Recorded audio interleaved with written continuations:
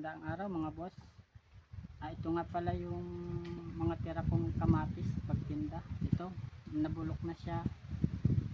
Kukunin ko ang buto at para maipunla. Ayan, ipupunla nga ito ni Boss Gulay para maitanim. Ayan, ganito lang. Ilagay ko dito sa salaan na may tubig para makuha natin ang ayos yung buto.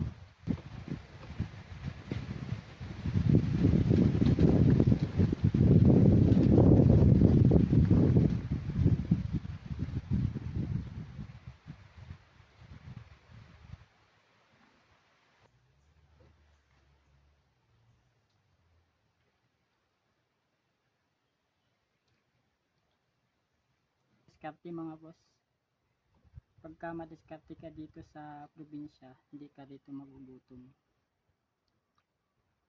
Yan, tuloy lang ang buhay. Idol, salamat. Ayan, nakuha na nga natin yung mga buto. Ibibilad ko ito sa araw. Ayan.